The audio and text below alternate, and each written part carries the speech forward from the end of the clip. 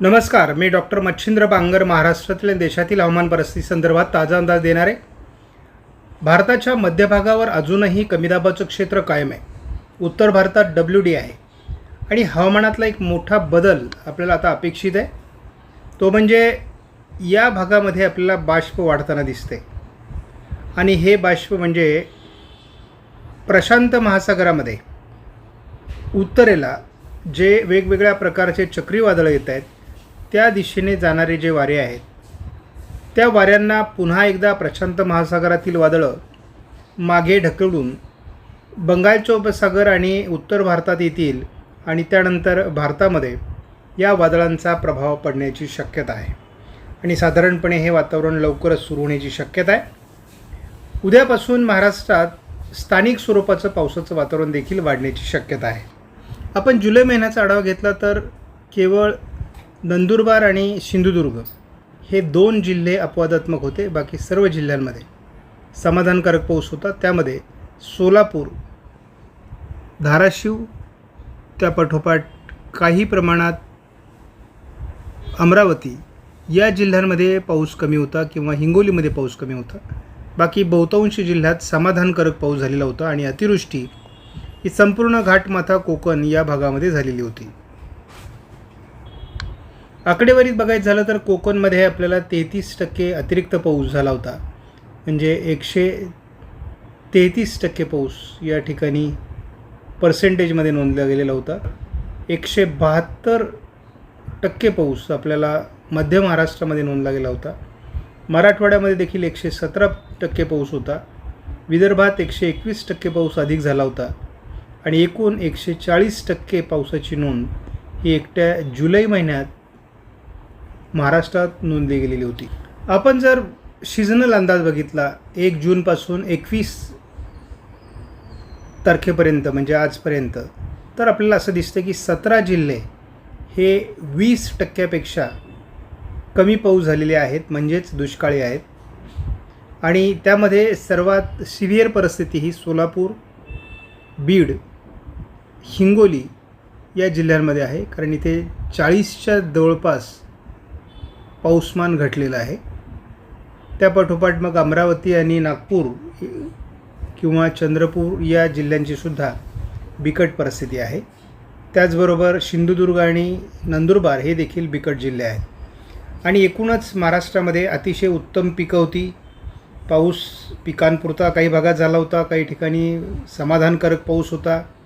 मात्र परिस्थिती आता अशी झालेली आहे की पिकं करपू लागली आहेत. पावसाने मोठा खंड दिलेला आहे. मात्र मित्रांनो, उद्यापासून पावसाचा खंड कमी होईल आणि 22 तारखेपासूनच महाराष्ट्रात स्थानिक पावसाचं वातावरण वाढणार आहे. ठिकठिकाणी पिकांना जीवदान मिळण्याची शक्यता आहे. सीझनल अंदाजानुसार आता महाराष्ट्रामध्ये 93% पावसाची आज नोंद आहे. पावसाचं प्रमाण घटत चाललेलं आहे महाराष्ट्राची टक्केवारीमध्ये.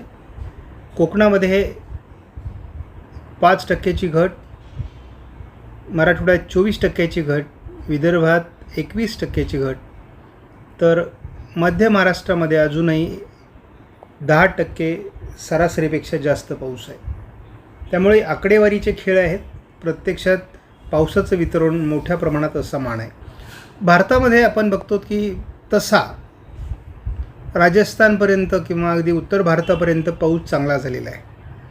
मात्र काही भाग असे आहेत, म्हणजे आता राजस्थानचा पूर्व भाग असेल, पश्चिम भाग गुजरातचा असेल, मराठवाडा विदर्भ महाराष्ट्राचा असेल किंवा उत्तर प्रदेश, पंजाब, बिहार, आंध्र प्रदेश, रायलसीमा, दक्षिण कर्नाटक, केरळ आणि पूर्वेकडील राज्यांमध्ये दुष्काळी परिस्थिती मात्र कायम आहे.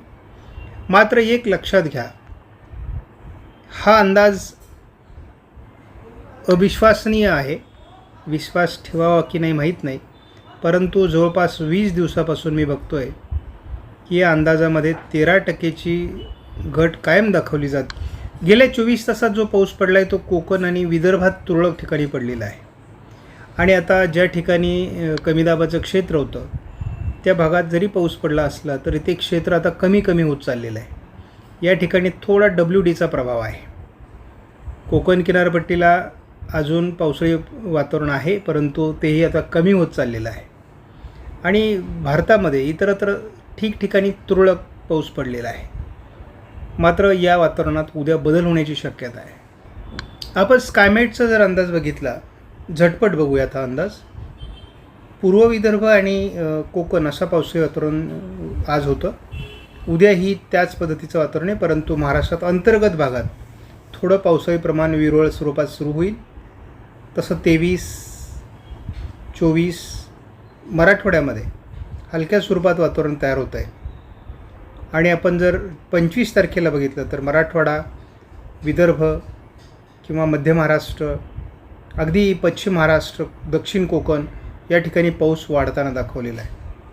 त्यामुळे थोडं पूर्व विदर्भ आणि मराठवाडा, पश्चिम महाराष्ट्र देखील पावसाचं प्रमाण वाढतं आहे. सध्या 28-28ला मात्र कमी पाऊस दाखवलेला आहे. 29-30. मात्र आपण 31 तारखेला मुद्दाम अंदाज घेऊन आलेलो आहोत. एक कमी दाबाचं क्षेत्र विशाखापट्टणम भुवनेश्वरच्या मधून एक कमी दाबाचं क्षेत्र महाराष्ट्रावर सरकण्याची शक्यता 31ला स्कायमेटने दाखवलेली आहे. आणि हाच 1 तारखेला किंवा 2 तारखेला महाराष्ट्रात तुफान पाऊस देईल असा स्कायमेटने अंदाज दिलेला आहे. त्यामुळे स्कायमेटचा अंदाज आज आपण या बदलासाठी आपल्या अंदाजात समाविष्ट केलेला आहे. आपण 3 दिवसाचा या मॉडेलमध्ये अंदाज बघणार आहोत. महाराष्ट्रासाठी विदर्भ आणि कोकण पावसाळी वातावरण GFSने 22ला दाखवलं आहे. 23लाही दक्षिण कोकण, पूर्व विदर्भ असंच वातावरण आहे. मात्र थोडं अंतर्गत भागात किरकोळ पावसाळी परिस्थिती दाखवलेली आहे. GFSने 24ला फारसं वातावरण दाखवलेलं नाही. ECMWF मॉडेलने पश्चिम महाराष्ट्र, थोडं पूर्व मराठवाडा, पूर्व विदर्भात जोरदार आणि कोकणातही जोरदार पावसाची शक्यता व्यक्त केलेली आहे. 23 तारखेला देखील पूर्व विदर्भात मुसळधार पाऊस, पश्चिम महाराष्ट्रात हलके स्थानिक वातावरण, कोकणातही हलकं वातावरण दाखवलेलं आहे. 24 तारखेला मराठवाडा आणि पश्चिम महाराष्ट्रात हलकं स्थानिक वातावरण आहे. पूर्व विदर्भात प्रभावी वातावरण दाखवलं आहे. तर कोकणात हलक्या ते मध्यम पावसाचा अंदाज आहे. ECMWF मॉडेलने मात्र अजून कायमस्वरूपी आपल्याला जे काही अंदाज दिलेले आहेत त्या अंदाजानुसार विदर्भातच पाऊस दाखवलेला आहे आणि कोकणात पाऊस दाखवलेला आहे. इतरत्र जे पाऊस आहे ते स्थानिक वातावरणाचं आहे, ते काही विशेष दाखवलेलं नाही. तरी देखील आपण बारकाईने अंदाज बघूयात. आता आपण सुरुवातीला 3 दिवसाचा अंदाज बघूयात आणि नंतर मला एक शेवटी महत्त्वाचा अंदाज समजावून सांगायचा आहे, जो हवामानात बदल होणार आहे आणि बदलानंतर आपल्याला महाराष्ट्रात जोरदार पाऊस सुरू होणार आहे. दुष्काळी भागातला परिस्थिती बदलणारा, नदी नाले किंवा बंधारे भरणारा पाऊस, विहिरींना पाणी येणारा पाऊस आपल्याला हवा आहे आणि दुष्काळातून आपलं जीवन वाचवणारा पाऊस हवा आहे. आणि त्यासाठीच एक बदल जो होणार आहे हवामानात, तो मी तुम्हाला दाखवणार आहे. तर बारकाईने बघा.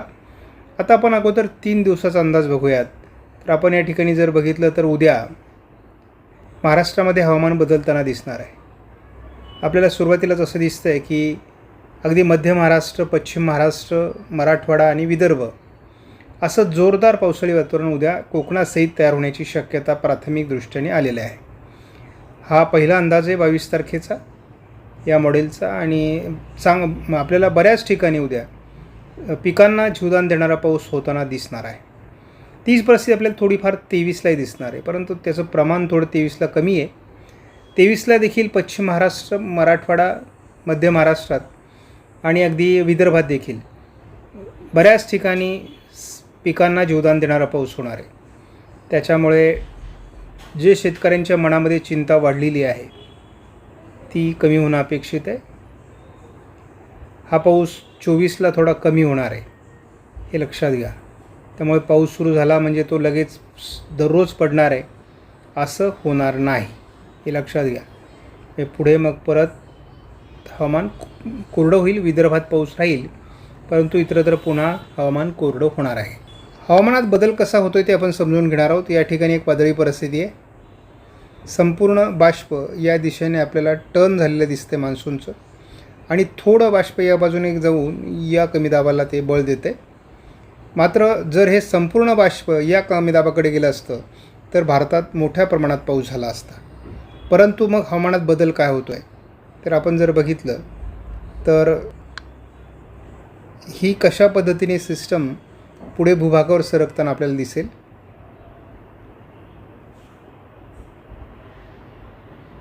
जवळजवळ या सिस्टमचा एक अंश आपल्याला इथपर्यंत आलेला दिसतो आणि नंतर पुढे काय घडतं तेही बघू आपण. या वातावरणाचा पुढे एक कमी दाब बनतो, हे लक्षात घ्या. त्यानंतर आपण या ठिकाणी त्या वातावरणाचा कमी दाब पुन्हा एक वादळी सिस्टम या ठिकाणी बनलेली आहे. या वादळी सिस्टमवर लक्ष द्या. आपण पुढे जाऊन जर बघितलं तर ही वादळी सिस्टम देखील आपल्याला पुढे येताना दिसेल भारताच्या दिशेने. आणि या ठिकाणी आपल्या लक्षात येईल की ह्या पहिल्या सिस्टमचा या ठिकाणी कमी दाब आहे. पुन्हा ही दुसरी सिस्टम देखील या ठिकाणी आलेली आहे. म्हणजे प्रशांत महासागरात बनणारी वादळं हा मोठा टप्पा ओलांडून भूभागाचा भारतापर्यंत येण्याची प्रक्रिया आता सुरू होणार आहे. आणि मग त्यामुळे सप्टेंबरमध्ये पावसाची शक्यता वाढणार आहे. मग हे कमी दाब पुढे येऊन भारतात पाऊस देणार आहेत का की केवळ पुढे सरकणार आहेत? महाराष्ट्राला काही त्याचा फायदा होणार आहे का? तर या सिस्टममुळे अगदी सुरुवातीलाच आपल्याला एक 4 तारखेला महाराष्ट्रावर एक सिस्टम बनताना दिसते महाराष्ट्राच्या उत्तरेला. आणि त्याचा परिणाम नाशिकसह नंदुरबार, धुळे, जळगावला साधारण 4 आणि 5 तारखेला होईल, नागपूर, अमरावतीच्या दृष्टीने. त्यामुळे महाराष्ट्रात एक पहिली सिस्टम या ठिकाणी आपल्याला सक्रिय होताना दिसते. परंतु आपल्याला हवामानात बदल काय होतो आहे तर प्रशांत महासागरातील वादळांचे अंश हे भारताच्या उत्तरेला पोहोचत आहेत आणि ते जवळजवळ भारतावर परिणाम करणार आहेत. अशाच पद्धतीने जेव्हा ही वादळं या पद्धतीने थोडे खालून या ठिकाणावर, कारण वरती मोठा भूभाग आहे, तो भाग पार करून आता येत आहेत, ते पुढे या भागातून पुढे सरकतील आणि या ठिकाणी कमी दाब तयार करतील. आणि हे कमी दाब विशाखापट्टणमवरून महाराष्ट्रावर येतील आणि मग महाराष्ट्रावर आल्यानंतर महाराष्ट्राचा दुष्काळ मिटवतील. ही वेळ येण्याकरता आपल्याला अजून थोडा पेशन्स ठेवावा लागेल. आपणास व्हिडिओमधील माहिती महत्त्वपूर्ण वाटल्यास लाईक करा, शेअर करा, चॅनलला सबस्क्राईब करा. धन्यवाद. जय हिंद, जय महाराष्ट्र, जय बळीराजा.